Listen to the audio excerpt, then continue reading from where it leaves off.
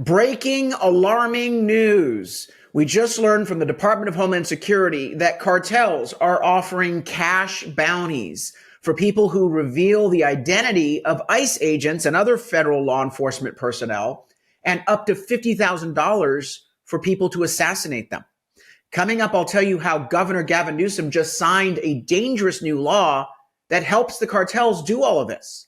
All that and more, and how we fight back, coming up.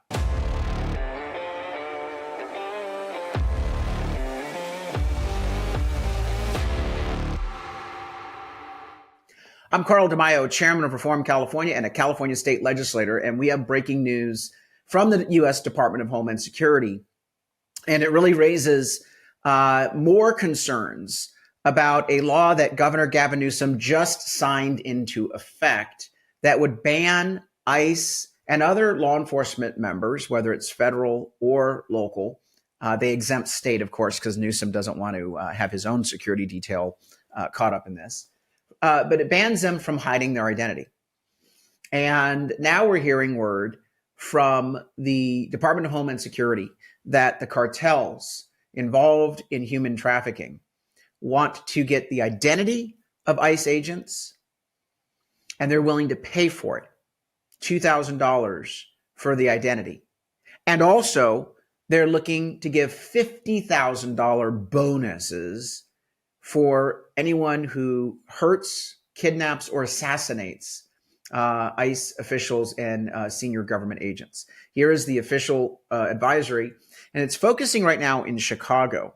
But you know damn well that if we're detecting that they're doing this already in Chicago, we know that this is going to happen in California, or already is happening. Quote, criminal organizations in Mexico have begun offering thousands of dollars for the murder of federal law enforcement. We've got a tiered bounty system here, $2,000 for gathering intel or doxing agents, including photos and family details. More on that in a moment as we talk about this dangerous new law that Governor Gavin Newsom signed into effect. $5,000 to $10,000 for kidnapping or non-lethal assaults on ICE and CBP officers. $50,000 for assassination. There it is, the menu and the pricing. And now Governor Gavin Newsom has signed a law making this all easier. He's in bed with the cartels, but we've always suspected that. He is their employee of the month, employee of the year.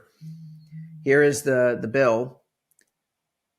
California becomes first U.S. state to ban law enforcement, masked law enforcement operations. It's Senate Bill 627, the No Secret Police Act. What's so interesting about this is Newsom exempts the state law enforcement because the law enforcement unions at the state level said, no, we're not playing ball on this. We won't give you campaign cash. The law applies to federal and local law enforcement, but it really doesn't apply to federal because it's unconstitutional. You can't establish a limitation on federal law enforcement operations. So the local police officers are going to get screwed by this. The bill was authored by the patron saint of the predators, Senator Scott Wiener from San Francisco, but signed in a big media blast by Governor Gavin Newsom just this past week.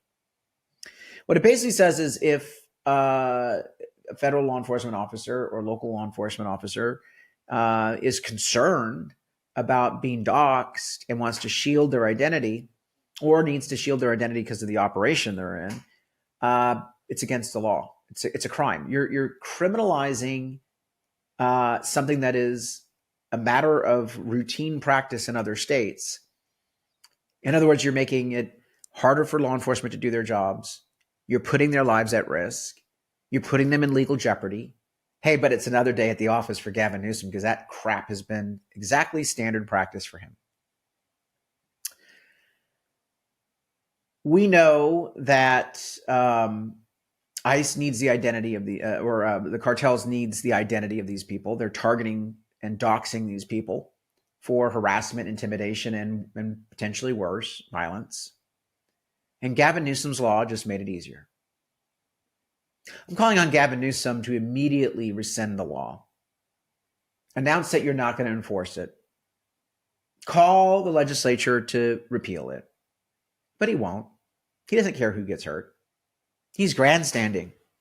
Now, mind you, he says, well, we don't want people wearing masks and doing bad things. If they're doing bad things, the laws are already crystal clear that law enforcement can't do bad things. They can be prosecuted. It's not hard to find out who was deployed out there if they did something wrong.